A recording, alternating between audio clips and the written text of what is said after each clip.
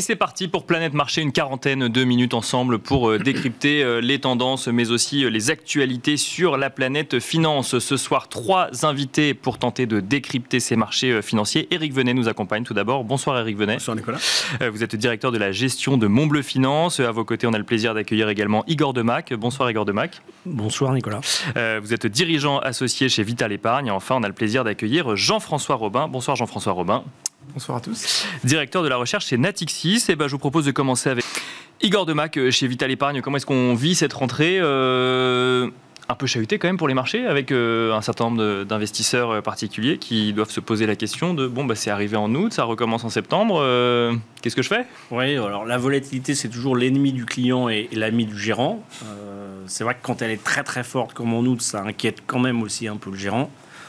L'année précédente ou les mois précédents, on était sur un balancier entre un leader, un thème leader qui était Nvidia, les technos, et puis sur l'autre côté de la balance, il y avait l'inflation, le taux. Et au milieu, il y a en fait le cœur de notre histoire à tous, c'est la croissance américaine, puisque c'est ça qui drive absolument tous les mouvements macroéconomiques et les mouvements même boursiers, parce que je ne veux pas minorer ce qui s'est passé au Japon, mais le Japon, c'est un phénomène monétaire tout à fait particulier depuis 30 ans. Okay. Et ce n'est pas non plus le cœur du réacteur financier mondial. C'est quand même le dollar et les échanges entre la Chine et les États-Unis, même si le Japon est un peu entre les deux. Ça reste une grande banque centrale qui prend une décision différente que la Fed ou la BCE. Oui, mais je pense que si la Fed prend une mauvaise décision, là, je pense que les effets seront beaucoup plus importants effectivement. Pour nous. Donc, on est là à se poser la question de savoir comment se porte la croissance économique américaine. Et pourquoi l'emploi, c'est important ? Parce qu'en fait, il n'y a plus de réserve d'épargne maintenant. Donc, les Américains ont consommé leur épargne, le taux d'épargne est quasiment au plus bas. Et donc, comme c'est une économie qui consomme, et que les économies modernes sont des économies qui consomment, il faut que les employés aient de l'emploi et du revenu. Et donc, c'est ça la question centrale. Et c'est pour ça que la Fed est beaucoup plus attirée par ce type de mandat sur le travail que la BCE. Mais on a cette question... Qu'est-ce qui va venir alimenter la croissance en 2024 ou 2025 ? Pour l'instant, les prévisionnistes sont quand même relativement optimistes. Donc, on n'a pas une récession. Puis une récession, c'est 2 trimestres d'affilée. Puis ça dépend de son ampleur. Il faut... prendre un peu de recul. On sait que les moteurs sont moins importants maintenant. La Chine est confrontée à des problèmes systémiques, structurels, qu'elle nettoie son système bancaire. Donc, c'est un peu toutes ces questions qui se parachutent et puis s'entrechoquent en cette rentrée. Puis, on a l'élection américaine qui est quand même aussi quelque chose à avaler, je dirais, pour les marchés. Je ne dis pas qu'il faut préempter des positions de trading, mais on sera peut-être rassuré ou pas, mais en tout cas, l'événement se sera passé. Et les marchés, ils ont besoin de certitude. Bien sûr. Et ça, c'est malheureusement pas tout de suite, c'est dans 2 mois, enfin 1 mois et demi. Donc, on a une rentrée un peu agitée. Les résultats des entreprises...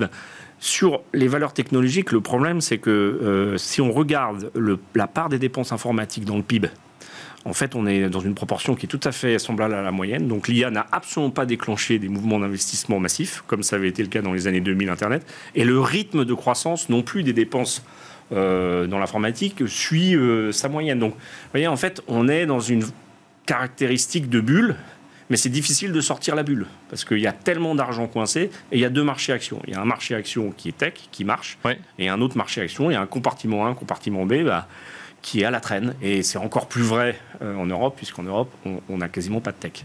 Donc ça, c'est vrai que le rééquilibrage, mais il ne faut pas qu'il soit trop violent. Parce que si la bulle tech explose, il y a tellement d'enjeux, tellement de liquidités, personne ne résistera. Le seul argument, moi, qui me fait dire que ça ne peut pas exploser, d'abord, c'est parce que c'est l'expression même de la puissance américaine. Donc ça voudrait dire une dégradation en fait, du ressenti de la croissance américaine, de son pouvoir. Bon, il est fragile, parce que l'Amérique vit au crochet du monde quand même, avec des gros déficits. Mais tant que la croissance tient, j'allais dire, le scénario de marché de l'investisseur, il peut tenir. Après, c'est pas une bulle, parce qu'en fait... Oui, c'est ce que j'allais dire, il y a des résultats. Il y a des résultats, oui. Non, mais une bulle, ça ne veut pas dire qu'il n'y a pas des bénéfices, ça veut dire que la valorisation des bénéfices est probablement déconnectée, en tout cas, de la valeur ajoutée apportée à l'économie. Et moi, ce que je regarde, quand je regarde la part des investissements dédiés à l'IT, ça n'a pas bougé par rapport à la médiane et la moyenne. Oui, on a peut-être un peu trop anticipé l'impact à court terme, effectivement, de l'intelligence artificielle, et on se rend compte que ça va être long. L'intelligence artificielle, c'est pas le moteur à explosion. D'accord. Regardez ce que le moteur à explosion a impliqué dans les chaînes industrielles mondiales, rien à voir. Donc, pour l'instant, c'est évidemment un progrès, mais c'est pour moi une émanation d'Internet et de la virtualisation, mais Aujourd'hui, ça n'a pas changé les dynamiques d'emploi. Le télétravail l'a changé. Alors, et c'est cette prise de conscience qui vient expliquer aussi, finalement, un des facteurs explicatifs en plus du stress qu'on a sur les marchés à l'heure actuelle ? C'est-à-dire C'est cette prise de conscience, effectivement, que l'intelligence artificielle, ça prendra plus de temps et que... Oui, ça va prendre plus de temps. Après, il y a de la normalisation de niveau de valo. Et puis, comme toutes les sociétés qui sont chèrement valorisées, il faut délivrer des perspectives de croissance très importantes et être en ligne avec le consensus des analystes, c'est tout. Après, vous pouvez payer 50 fois une valeur qui fait 50% de croissance du bénéfice tous les ans, il n'y a pas de souci. Le PEG est à 1, mais bon, il faut le faire. Cet été, parce que les résultats étaient très bons. Justement, les interrogations sur comment rentabiliser. On s'est rendu compte, on a pris un peu de recul et on s'est rendu compte qu'on mettrait plus de temps à rentabiliser potentiellement des investissements d'intelligence artificielle. C'est pas Nvidia qu'on remet en cause, c'est la valo de Nvidia. Oui, bien sûr. On est d'accord. Oui, bien sûr. De l'écosystème. Mais si on prend par exemple un secteur qui est lié à Nvidia, puisqu'il en fait partie, c'est les semi-conducteurs. Semi-conducteurs, avec la loi de Moore, on sait qu'il y en a toujours besoin de plus. Regardez les cycles de valo, les cycles de bénéfices. Semi-conducteurs, c'est pas une bulle. Parfois, c'est vraiment tout en bas. Donc, il faut jamais oublier que la technologie Nokia a disparu. Les téléphones Nokia, ils n'existent plus. Donc, c'est très, très rapide. Et toujours Bernard Arnault avec ses grands châteaux dans le Bordelais. Eux, ils seront peut-être là dans 100 ans.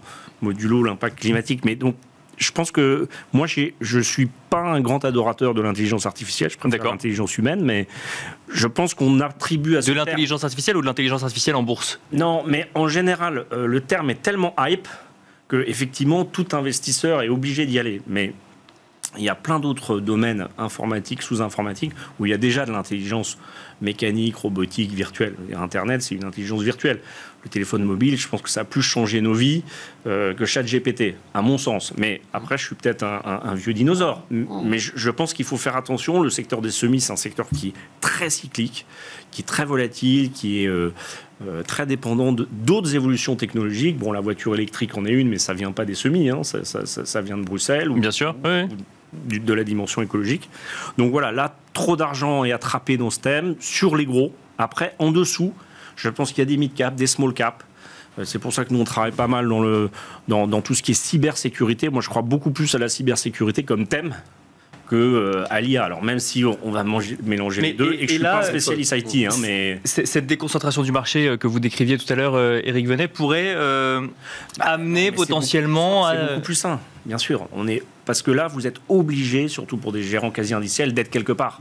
Et on vous dit, vous devez aller là. Donc, vous n'êtes plus du tout dans un choix libre et dans un exercice de stock picking d'allocation. Igor Demac, votre scénario, si tant est que effectivement vous ayez un scénario défini sur... c'est vrai que les erreurs de trajectoire monétaire sont catastrophiques pour les croissances, pas qu'américaines. Je pense qu'une des erreurs, c'est pas forcément une décision, mais c'est le laisser-aller de l'endettement généralisé des économies, des bilans bancaires.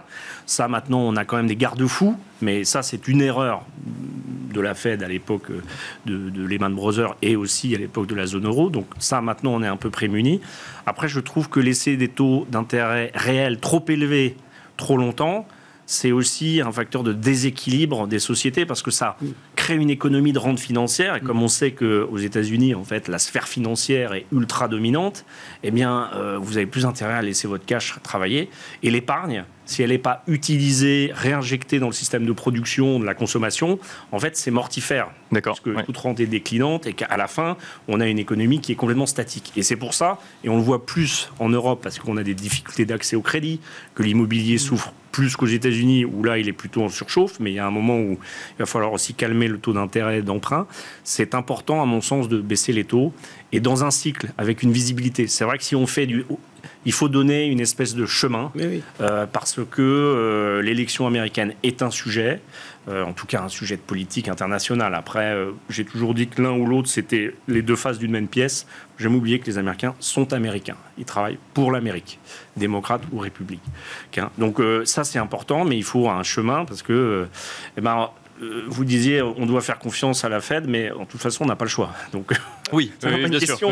Mais voilà, donc je pense que la BCE a fait une bonne partie du travail déjà de conscience.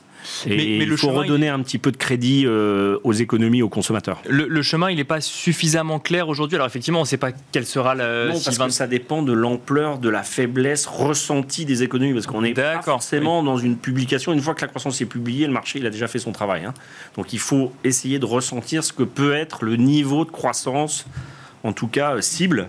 L'output gap, tout ça, bon, c'est très technique, mais la stat de demain va peut-être être intéressante. Et l'emploi, c'est un indicateur retardé, mais c'est quand même un indicateur de santé d'une société consommatrice. Donc, moi, je pense qu'on est dans cette phase-là et on va avoir une réponse au dernier trimestre sur la vigueur de l'économie américaine et un peu du reste.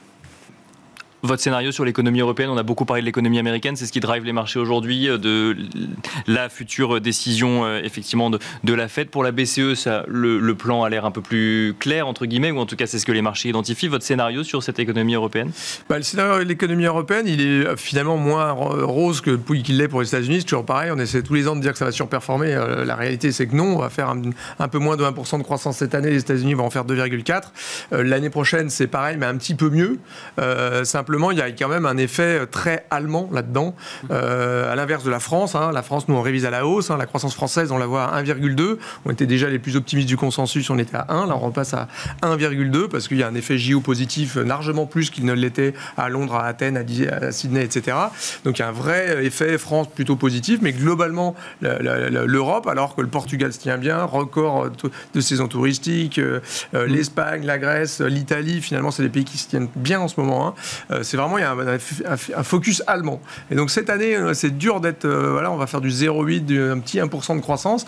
En revanche, c'est pareil, si jamais les taux baissent et que l'inflation baisse, et encore une fois, 1,9 en Allemagne, 1,9 en France, 1,2 en Italie. Ça fait de la désinflation et ça fait du pouvoir d'achat. Et donc, on disait tout à l'heure, les économies américaines, c'est l'économie de la consommation, mais c'est encore plus de 50% du PIB en France, quoi. Et donc, si vous avez de la désinflation et de façon concomitante des baisses de taux, c'est quand même bon pour l'immobilier, c'est quand même bon pour la consommation. Et donc, on peut imaginer que 2025 soit un petit peu meilleur. Ouais. Si je puis me permettre de finir par ça, en plus, finalement, par rapport à quand on s'est quitté avant les vacances, quand il y avait la dissolution où tout le monde se demandait à quelle sauce on allait être mangé, finalement, moi, je trouve que le risque politique, il a plutôt baissé. C'est-à-dire qu'on a quand même évacué des risques la prime obligataire a pas augmenté. Donc oui, c'est ça. Et sur ça n'a pas bougé. Il ne faut pas oublier que, comme les dépenses publiques représentent 65% du PIB, elle est très alimentée par le déficit public, et notamment le déficit des collectivités territoriales et des collectivités publiques. Donc c'est quand même une croissance, certes, qui est supérieure à celle de nos voisins, et qui n'est pas très saine. Et en plus, qui ne s'est pas fait dans un effort budgétaire, contrairement aux pays du Sud qu'on mentionne, et notamment l'Italie. Voilà, l'Italie, ils sont à 8% de déficit. Donc on peut pas dire mais ils sont quand même en excédent primaire commercial. Oui, non, mais sur le déficit public, c'est pas non plus... Oui, mais c'est aussi une histoire, mais il y a quand même chez nous une dégradation globale, même si les exportations sont un peu meilleures. Les FGO, moi, je me féliciterais pas forcément d'une croissance française surfinancée par le public, mais... Il est clair qu'en Europe, on se contente de chiffres qui sont anémiques pour soutenir nos équilibres sociaux. Ce n'est pas suffisant. Sur les 20 dernières années, la moyenne de la croissance française, c'est pile poil 1,2. Donc on y est, quoi. Donc, d'accord.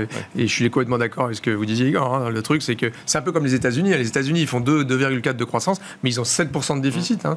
Sur les 5 dernières années, le déficit moyen américain, c'est 9%. On pourrait arriver à 6 en 2025. Non, mais, Igor, c'est 9% le déficit moyen sur les 5 dernières années américaines. Donc eux, ils vivent vraiment à crédit, quoi. Ils vivent vraiment sur de l'argent public. C'est pour ça que le bémol, je partage tout à fait ce qu'on vient de dire, le bémol, c'est la pression de la Commission européenne sur les finances publiques. C'est peut-être pour ça qu'ils ont nommé Barnier, d'ailleurs.